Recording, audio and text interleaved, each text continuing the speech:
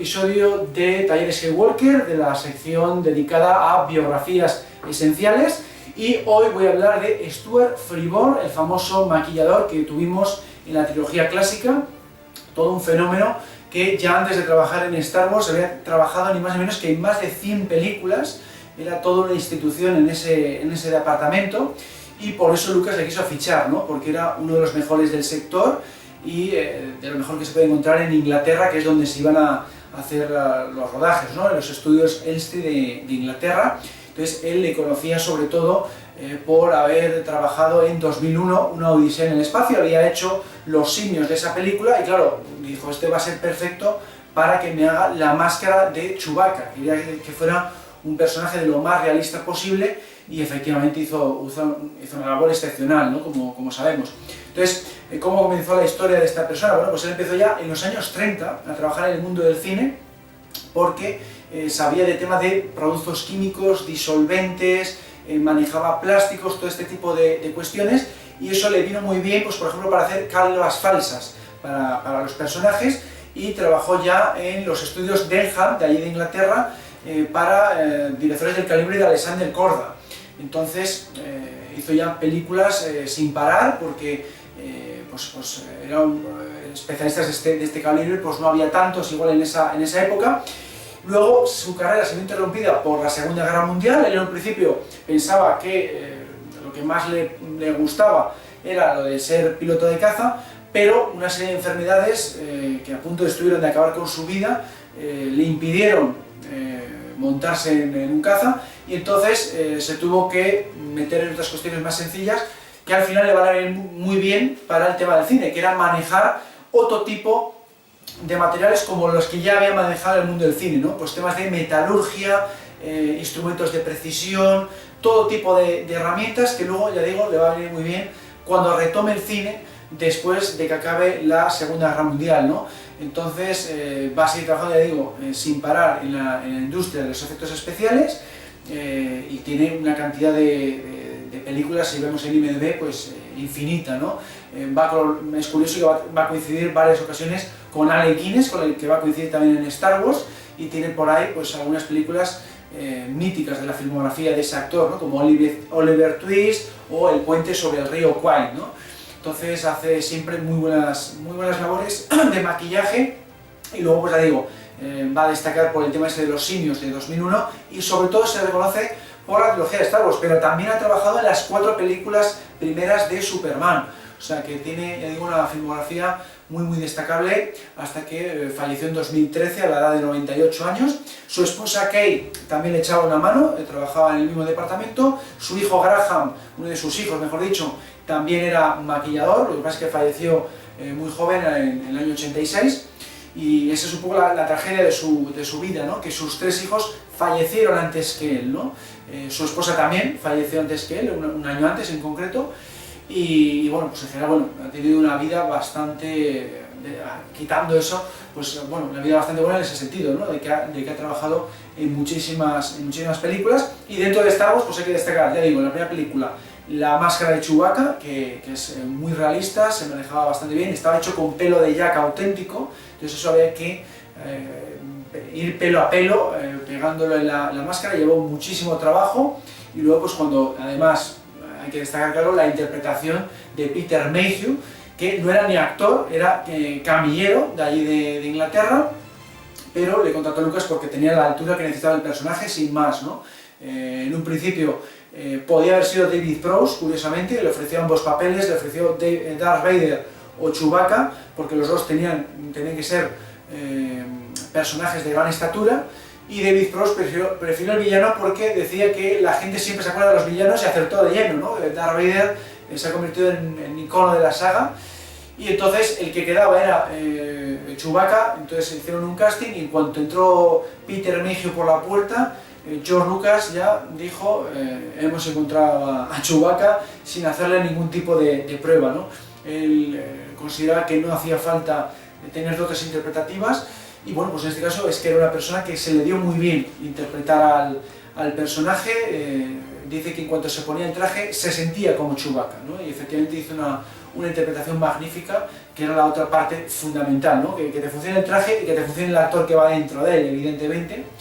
Y bueno, pues luego en la otra creación fundamental de esta película son los disfraces de la cantina de Mos Eisley, eso también es muy destacable. Lo que pasa es que en ese momento Stuart Freeborn estaba enfermo, no pudo alcanzar la calidad necesaria, y ahí está la cuestión de que las escenas de la cantina se tuvieron que rodar 2 veces. Se tuvo que rodar de nuevo, ya a última hora, pidiendo George Lucas algo más de dinero, porque ya digo, había tenido que tirar de disfraces ya hechos de otras películas, se notaba que no eran suficientemente alienígenas y distintivos para Star Wars. 20th Century Fox le permitió ese dinero adicional, lo pudo rodar en unos estudios de Hollywood, con algunos actores más, sobre todo tiró de miembros de ILM disfrazados, y por eso, por ejemplo, Greedo fue interpretado por un hombre primero y por una mujer después. Esa es un poco la anécdota, que hay fotos de rodaje en las que se ve a Greedo con tacones, porque es que se tenía que hacer eso rápido, porque ya iban sobre el presupuesto, pero ahí ya lo hicieron con unos disfraces que ya hicieron un poco más en condiciones, para mezclarlo con el metraje que ya había rodado él previamente en Inglaterra, ¿no? Y luego la edición especial todavía siguió mejorándolo, rodó un par de criaturas más, porque alguna todavía no lo había convencido del todo, todo por la cuestión esa del tiempo y el presupuesto ajustados que tuvo para esa primera película de Star Wars, que solo costó 11 millones de dólares, que era muy poco para todo el efecto especial que tiene, y para ser rodada también en exteriores como Túnez,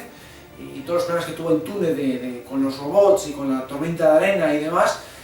pues muy justo, ¿no? 11 millones y ampliándolo, porque realmente le habían dado menos dinero, ¿no? No confiaban para nada en esta película, a pesar de que había hecho un gran éxito con American Graffiti, ¿no? Bueno, el caso es que Stuart Freeborn, ya digo, ahí es verdad que bajó un poquito la calidad porque estaba mal de salud, pero luego en el Imperio Contraataca, por ejemplo, en lo que más se le reconoce es la cabeza de Yoda, porque el cuerpo lo hizo otra persona, lo hizo Wendy Froud, de la que hablaré en otro programa, y la cabeza hizo, pues eso, un títere muy bueno, aunque también dio sus problemas, por supuesto, en el rodaje. Hubo una ocasión en la que se tuvo que encerrar en una habitación para reparar la marioneta, porque claro, si no funciona la marioneta se para todo el rodaje, hay 150, 200 personas paradas, y eso consumía dinero, ¿no? Y dice que hubo momentos, sí, que todo el mundo se quedó asustado porque se llevó el títere para repararle, se encerró, no dejaba a nadie entrar, y lo acabó reparando a base de cabezonería, digamos, y cuando salió pues estaba reparado, pero se tiró un buen rato largo ahí dentro hasta que consiguió reparar esa marioneta, como comentaba Wendy Froud, lo comentó en el pasado Festival Literario de Celsius en Avilés, y que fue uno de los momentos pues más tensos, ¿no? A ver qué había pasado con el títere. Pero al final, pues ya digo, al final dio un muy buen resultado,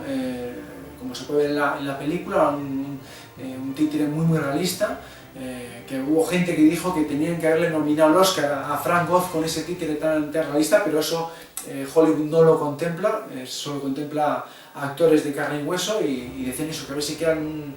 una categoría para ello, ¿no? Porque hay interpretaciones pues, como Gollum o personajes así, que es que merecían igual una categoría para ellos, ¿no? Pues Yoda es un buen ejemplo de eso, pero que eso ralentizaba mucho el rodaje, y es una de las cosas por las que el Imperio Contraataca se pasó de tiempo y presupuesto, mucho por el rodaje con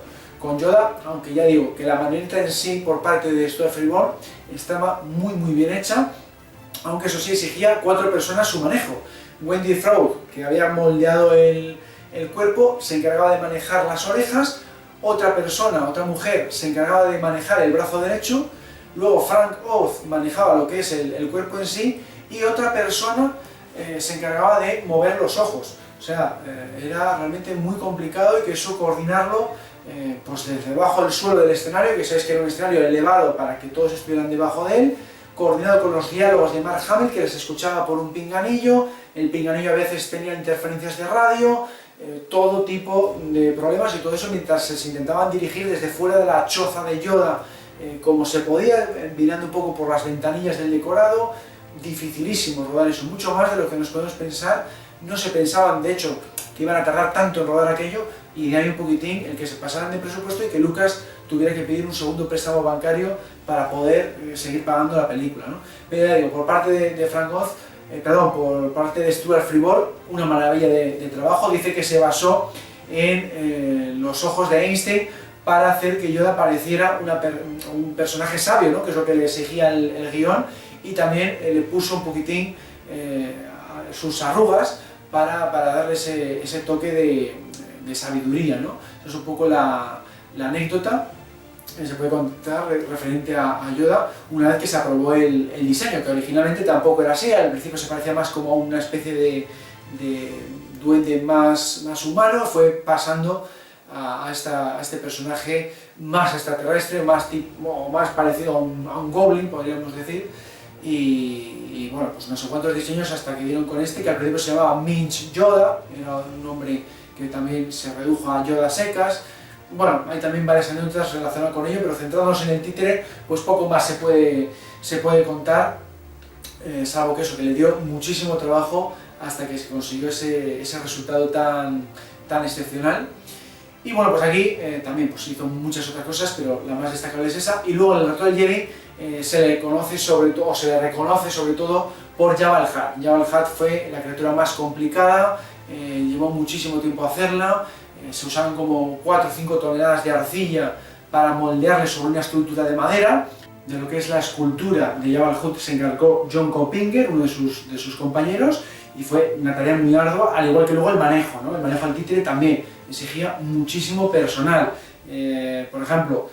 solamente para las fosas nasales había una persona, los ojos lo controlaba otra persona por radiocontrol, luego había 2 personas, una para cada brazo, que a su vez manejaban también la cabeza, luego había otra persona para la cola, que era un actor enano que se llama Mike Edmonds y que luego interpretó también a Logray, uno de lo que es el chamán de la tribu de los Ewoks. En fin, estas 5 o 6 personas, pero yo creo que había una 6ª persona que también se encargaba de manejar algo más por control remoto. 6 personas para manejar el títere de Jabba, pues eso también traducido al rodaje, pues exigía mucho esfuerzo, coordinar eso con los actores, ralentizaba el rodaje, encima en un decorado en el que hacía muchísimo calor, muchísimo ruido, 200 personas ahí trabajando, se abrasaban de calor, sobre todo la gente disfrazada como Peter Mayhew o Anthony Daniels. Había mucha gente enferma en ese momento. Carrie Fisher, por ejemplo, estaba enferma, había enfermado por culpa se supone, o se dice, por haber estado trabajando mucho con el traje de Bose. También George Lucas estaba enfermo de gripe, etcétera, etcétera. Fue un rodaje muy malo. Dice la gente que trabajó en ese rodaje que fue un auténtico infierno las escenas del Palacio de Jabba, y en parte fue por el propio Jabba, porque era un títere complicadísimo, y de hecho el propio Stuart Fribourg dice que fue el títere que más tarde entregó. Le entregó no sé si fue el día antes o a pocos días antes de que fuera necesario para el rodaje, porque estuvo, no sé, fueron 3 o 4 meses para hacerle, ¿no? Una auténtica barbaridad. Y luego también se encargó de los Ewoks, que también exigió muchísimo trabajo, porque se hicieron evidentemente muchísimos. Hacían falta unos para las escenas, unas escenas que se rodaron en Inglaterra, otros que se hicieron para el rodaje en Estados Unidos, porque en Inglaterra se rodaba lo de la Villa Ewok, que era un decorado, y otros se rodaron en California, en el bosque de secuoyas, en los exteriores. No sé si hicieron 40, se fabricaron en el taller de criaturas de Inglaterra de Stuart Fribourg, y otros 40 se hicieron en el taller de criaturas de ILM en California, ¿no? Se tuvieron que dividir el trabajo de la cantidad de criaturas que había en esta película. Hicieron como 50 y pico criaturas en cada taller. El taller de Estados Unidos estaba liderado por Phil Tippett, que es famoso por hacer las escenas stop motion de estas películas, como la escena del Tantao, la escena del AT-AT del Imperio Contraataca, o la escena del de Yarik, el tablero holográfico de ajedrez, esa especie de ajedrez del episodio 4. Pues esa persona también se encargó de hacer disfraces, porque había ya digo, más de 100 y pico disfraces en esta película, y dicen que fue agotador, ¿no? Los dos coinciden en señalar que fue un trabajo agotador, pero lo tenía que hacer en 6 meses. Fue una película que tuvo muy poco tiempo también para hacerse en este departamento, y acabaron exhaustos, pero entregaron un trabajo magnífico, ¿no? Y esto al Fribourg, ya digo, en este caso, puestos a destacar, pues habría que destacar Jabba el Hutt y los Ewoks en el caso del Retorno del Jedi. Bueno, pues básicamente esto es lo que se puede contar de Stuart Fribourg, aparte que, por cierto, fue nominado al BAFTA por su trabajo en el departamento de maquillaje de El Imperio Contraataca y del Retorno del Jedi. O sea que eso también habría que comentarlo. Y poco más, porque también es un departamento en el que tampoco hay muchísima más información, igual algún dato técnico de la construcción de estas criaturas, pero por resumirlo, por hacer estos programas así cortitos, esto es lo que se podría comentar del gran Stuart Freeborn, que siempre ha sido muy querido por los fans, por esta labor al cargo del maquillaje y las criaturas de la trilogía clásica. Bueno, pues con esto termino este programa, espero que os haya gustado y nos seguimos viendo en Talleres Skywalker.